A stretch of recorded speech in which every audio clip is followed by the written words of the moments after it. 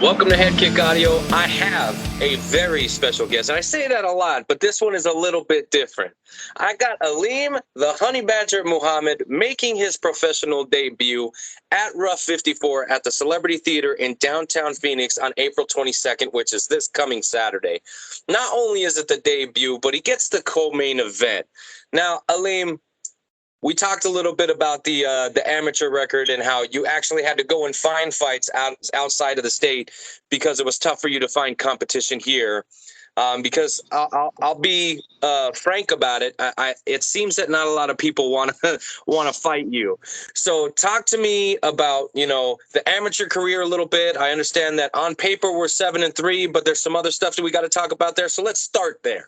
Let's start there. So yes, the amateur career, that was pretty much the climate the last year and a half. And as shitty as it sounds, I totally understand. So we'll go to that record. 7-3 on paper in sanctioned bouts. That's dating from 2015 on. And reason being, Michigan didn't sanction amateur MMA until 2015. So I have 4 prior bouts. That record should actually say 11-3. And if you knew me, which a lot of the people that followed the career closely knew that I had more fights than that. And even if you search far enough on Instagram or Facebook, there's pictures and evidence of those bouts prior. So 7-3 is a good record on paper, and then you go and look and there's wins on top of that. That's not necessarily the guy that you're picking for your amateur, especially as these guys are, these amateur careers are being built. Guys are looking for title fights and trying to become successful pros. I definitely understood the stress in finding fights towards the end. The real challenge was just staying level-headed and not making myself out to be some fucking monster. I understand that, okay, you've reached the top of the amateurs, get one more fight and satisfy your coaches, and you're going to have the opposite of this problem. Right, guys are going to be chomping at the bits to fight the new coming pro. Let's introduce you to these new rule sets. Not new to me. We can talk a little more about that. New time limit, blah, blah, blah. I understood that, right on the other side of great struggle is great ease. So it's a pleasure to be here. I'm ready to go. Well, I'm ready to go. I get to call the fight, so I am super blessed for that. So before we get into the opponent and all of that, why don't you go ahead and expand on the new rule set to you that isn't really that new? Yeah, I'm from the Midwest, so the wild, wild Midwest, man.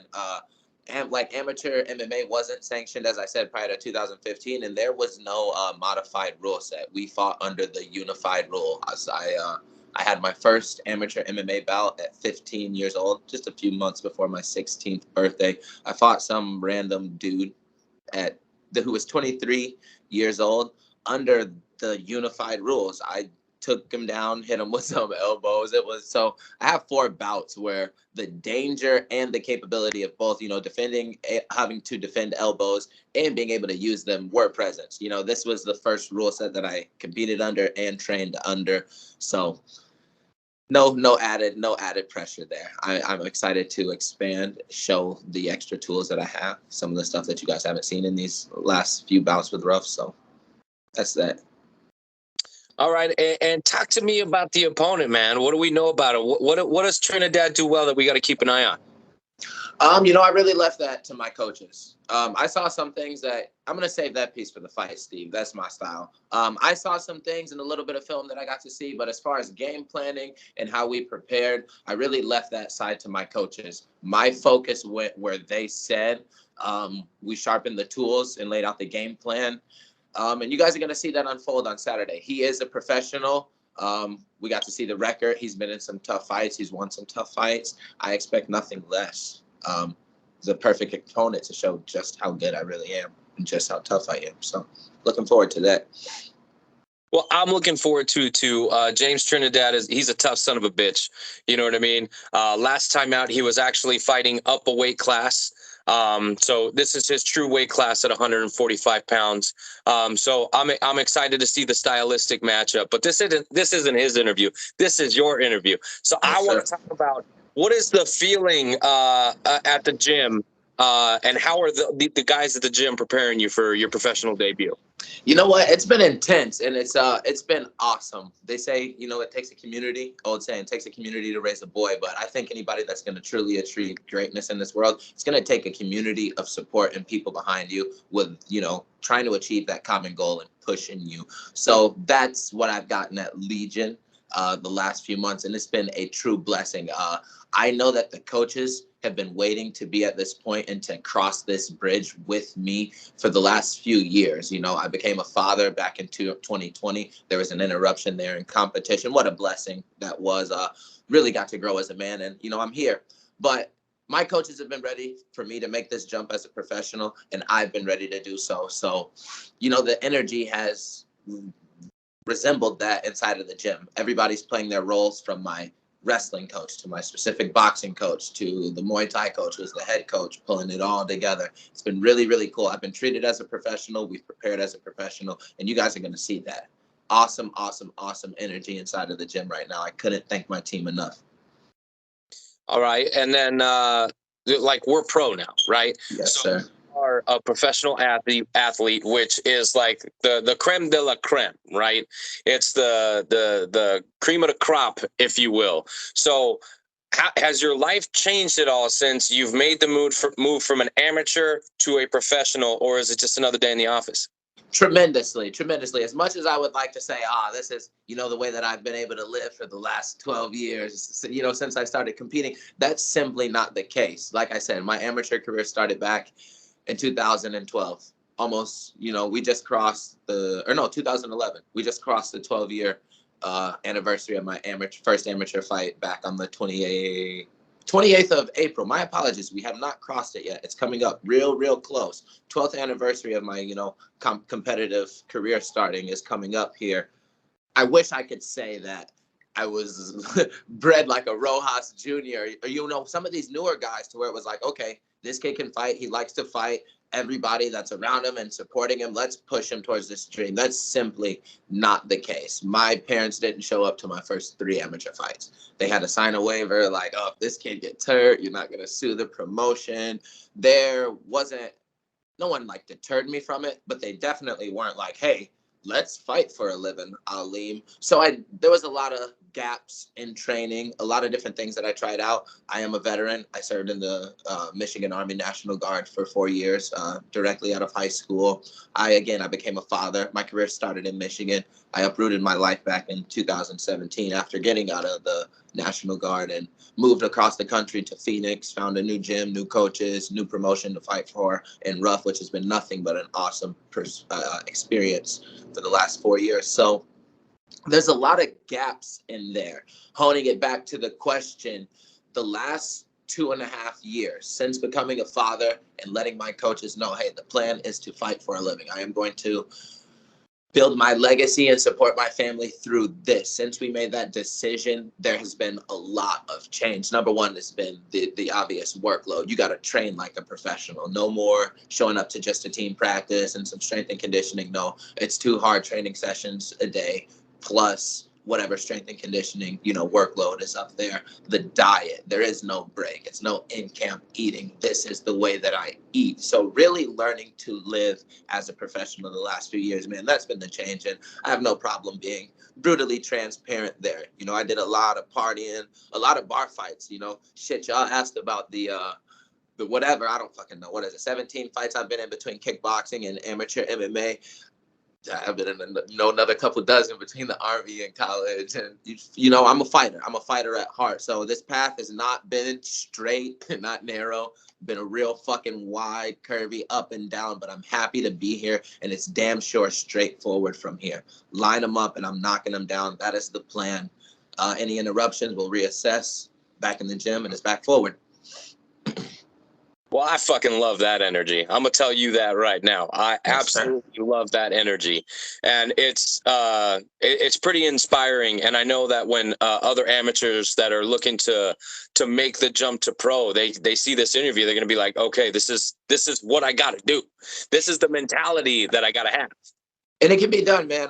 To speak to that, yes. If there, if anybody tunes in, there was a lot of nights of doubt, and there was actually days, and early, right after my son was born or through the pregnancy, where I thought competition was done. It didn't seem realistic. How in the hell am I going to provide for these two people and train 5-6 hours a day? How like, I don't have that type of money, and I don't have those people in my, these are my thoughts. I'm putting my own perspective on it, but I just committed. I said whatever. I put my faith in Allah as I was taught to do, and we went for it. And here we are. It can be done. It can be done. If that's what you want to do, if this is what you want to do, you can do it. You can do it. That's really inspirational, and I hope that when amateur fighters listen to that, they can really take that to heart and do something with it. You know what I mean? If you are going to commit, then I just hope that they have that same mentality. And if they don't, hey, maybe it's just not for them. Now, I mean, it is what it is, right? So outside the cage, outside the training room, what does Alim do? Career-wise, I'm actually the director of instructors for a company called Knockout Fitness, cardio boxing. Maybe you've heard of it, maybe you haven't. I started out as just a regular fitness instructor at their Goodyear location back in 2018. I wanted to try my luck in the fitness industry. I've always been passionate about it. I enjoy working out, and I do truly enjoy helping others. So just your typical fitness instructor, personal trainer / cardio boxing instructor, hanging out with soccer moms and regular people, sharing what it is that I do with everybody, not just limiting it to the fighters. Now over the last few years, obviously, I had to get serious about providing and establishing a career for myself. I had the opportunity to move up and become the director of instructors for the entire company. So I oversee all 7 locations. We're currently expanding outside of the state of Arizona. That's really, really exciting career-wise. And it's a true blessing to speak to that company a little bit. My mind doesn't separate from what it is that I love.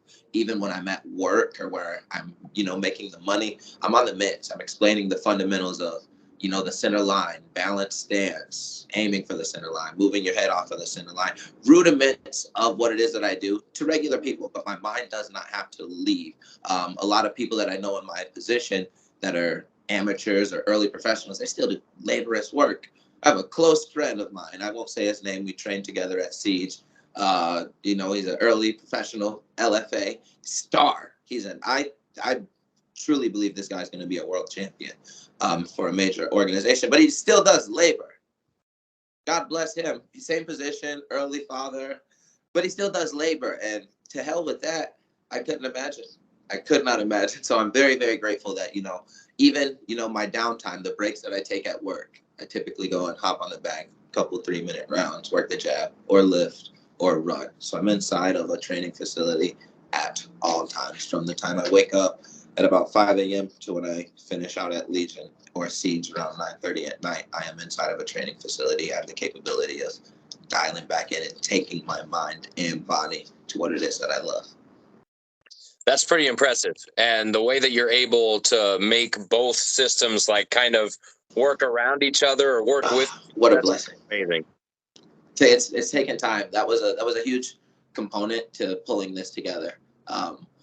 Not pissing away time anymore. A lot of time, like I said, I was not always that diligent. I oftentimes showed up at work, I would train other people and leave. I made my money and I'm going to train tonight, right? So I go spend 7-8 hours in a gym and not do anything for myself. This isn't the way of a professional athlete. So, you make changes, you be brutally honest with yourself. And here we are. It's all about up here, man. It sounds like you've got the winning ticket. Now, sorry, I don't know what the hell that was. Let's it's probably a mustache hair. Let's switch gears here a little bit. Yes, sir. We're less than a week out from the fight, and I hate to do it to you guys, but everybody that comes on this show, they got to answer it regardless of who they are. I don't care if they're a newly minted pro and got co-main event status. Nah, none of that matters to me. You got to do it. Okay, so on April 22nd, when the ref raises your arm and Dave Velvet announces you as the winner, I want to know how Alim is going to celebrate with his victory meal. Oh, a victory meal, man. It's going to be a nice medium done, like medium done. I want a little bit of pink. I don't do the whole raw shit, but a good ribeye steak, man. Finished off with some vanilla ice cream and apple pie. That's my go-to dessert. I that is the hardest part about the cut, is giving up the ice cream, my friend. Honestly. So yes, a nice ribeye steak. I ain't real bougie there. Cook it. Want it pretty done. Give me some A1 sauce. And we're gonna finish it out with some ice cream and apple pie. That's the way to do it. It's beautiful. Yes, sir. All homemade too. I got some phenomenal cooks in the family. My brother and sister gonna get out for me, no doubt. Victory meal will be well done. Awesome, man. I love it. I actually just had a ribeye last night, and it was cooked medium well, so there was a tiny little bit of color in there, which is the way the steak it should be done. You know what I mean? That's how hey, you know what? That's how I eat it during fight camp. I think that a little bit of blood does something for you. You know, I see Henry Cejudo doing the red meat diet right now, and fuck yeah, eat like a beast, feel like a beast, fight like a beast. Right? 100%. But that was exquisite. You answered that like the true professional that you are. So already one victory in the books for you. Now, where does the name Honey Badger come from? Where did the Honey Badger come from? That's cool, man. I've never actually got to explain this. My older brother is my number one supporter. I'll start there. I am Alim Muhammad is the greatest thing since sliced bread to Shaquille Muhammad. That's my man. That is my guy. Everything that I am to him, I like to start and finish with praises be to Allah, but you know, on a deeper, more personal level, praises be to Shaquille, because doubt has never lived anywhere near me. He instilled a level of confidence and self-belief in me that has carried me. It's necessary in this game. This is not a normal thing that we do. It's very unique to decide that, hey, I'm going to provide for my family by training to fuck people up best I can, and I'm only going to fight the guys that are really good at fucking people up too. It's not necessarily normal. It takes a real deep level of self-belief and self-reliance on what you can do. And, you know, mine was instilled by my older brother, who's not much older than me. So there's that. Around the time that I started fighting, my sophomore year, you know, Chad Kuhn, who was a local professional MMA fighter, I think he had 1 or 2 fights in Bellator. He was my high school wrestling coach. He had just came on my sophomore year. He'd open up a small, you know, training facility in our little small town in Big Rapids, Michigan. And I just asked if I could go over and train one day after wrestling practice. And immediately I knew, like, hey, man, I want to fight. So in that, I decided I didn't want to play football anymore. I wasn't going to continue with football my junior year on the varsity level. And that kind of crushed my brother. He is a football fanatic. He absolutely loves it. Loves football. And and the reason was kind of rooted in some self-doubt, some shit that he didn't like, right? I was saying, I'm too small to continue to play running back. I'm only 120 pounds. I should focus on wrestling and fighting. And there was a lot of doubt there, and he didn't like that shit, right? So he had me start studying. Here's the name. He had me to study Tyrann Matthews. He's fucking eating people alive at LSU at the time. If you remember his college career, my brother would be like, man, look, he's built just like you. He's like my size. You're gonna be this size in a few years. Like, just this is how you gotta play. This is the mentality. You gotta be vicious. You can't give a fuck. You know, fuck the size. You gotta go fuck these dudes up. And this is how my brother was talking to me. But I was dead set on fighting at the time. So I was like, hey, I'm the Honey Badger. I got the haircut. I did the blonde and everything. I was like, and that's how I'm about to come at these motherfuckers in the cage. I don't give a, like, you know. So that was for my older brother, and the mentality that he really instilled in me from a very, very young age. You are capable. What you want, go take that shit. Nothing else needs to be said. Well, I just became a fan of your brother. Hell yeah. Became one of the biggest fans of your brother, because that type of support right there, I got brothers, right? So I know that shit goes deep. You know what I mean? That's not just a surface support. It's not somebody like, hey, man, great fight. It's not that. You know what I mean? That is deeply, deeply rooted, and I fucking love that. I absolutely love that. So is he at all your fights? Yes, he will be in attendance. He will be in attendance this Saturday. He actually just moved his young family to the city of Phoenix. We're close again, in close proximity to each other again, training together again for the first time in like 5 years. So it's been beautiful. The last few months have been really awesome. to speak to that, yes, my older brother was a huge component and a huge piece of my camp. He grew up wrestling with me. He's not a competitive fighter, but knows, understands the sport, and just another helping hand along the journey. Well, make sure we get proper introductions. I'd like to meet this man. Yes, sir. Yes, sir. Will do. All right. Look, I've enjoyed our time. We went a little bit longer than we normally go. I don't have any more fight-related questions for you because I know you're going to get in there and you're just going to tear shit up. I mean, Yes, sir. it seems like the game plan is to go in, get the win, get some steak. I mean, Yes, that sounds sir. like a solid game And plan. ice cream. Yeah, can't forget the ice cream. I'm sorry. I know I'm doing the same thing over here. I'm like drooling a little bit, just a little bit. But look, I'm excited to see the professional debut, and you're making it with a company that you pretty much started with. You know what I mean? You fought with us during your amateur career. That's why I'm wearing the old school one and not the new Yes, one. You sir. know what I mean? Bringing back a little bit of that nostalgia. But Yes, sir. bringing it full circle and making your promotional debut with us in the co-main event, no less. I mean, you would have been fine as the main event for me. You know what I'm saying? So if they weren't able to find another fight for the main event, I think you guys would have sufficed just fine. But co-main event status, I mean, I love it. I love it. So before I let you go, do you have anybody that you would like to thank? Coaches, training partners, sponsors? Go ahead, man. Take the floor. Absolutely. God, first and foremost, all praises be to Allah. Thank you. Thank you. That's where my faith is rooted. That's where it all starts for me. Family being next. The ones closest to me, my fiance, my son Zaylin, the time, the sacrifice that they also endure in this process. Couldn't do it without them. And then to extend it, obviously my coaches, my gym, my training partner, Siege MMA, where I now cross train, or I've been cross training the last year. It's been beautiful to be around the mind of Santino and all the hardworking guys inside of that facility. Obviously my team at Legion, and then to close out two very, very, very awesome sponsors that I'd like to give a shout out here. Pat's K9 Training. It is a veteran-owned business here on the west side of Phoenix. They got some awesome capabilities. Do you want your dog to only like to pee outside and sit when you say sit and do a little cool trick when people come over? Or do you want this thing to like be pretty much sniffing bombs out? Like, no shit, Pat is a trained special forces veteran that owns and runs the training for the dogs. Awesome dogs. Awesome guy. Awesome capability there training. And then EOS Staffing, not EOS the gym, but EOS Staffing out of the West Valley, guys. It is an awesome staffing company, helping out families from all different places, all different levels, establish and get set up on the professional side of things. Two of my number one supporters, they completely funded this camp, gave me everything that I needed, from time away from work to train, supplements, gear. They're going to be front and center at the fight. Could not thank those two companies enough, guys. If you got a little pooch that you want to get trained up, or if you know anybody seeking employment, guys, two awesome companies to have on standby there. Well, I tell you what, you just did your sponsors a service right there, buddy. You just did your sponsors a service. Mano y mano, hand in hand, right?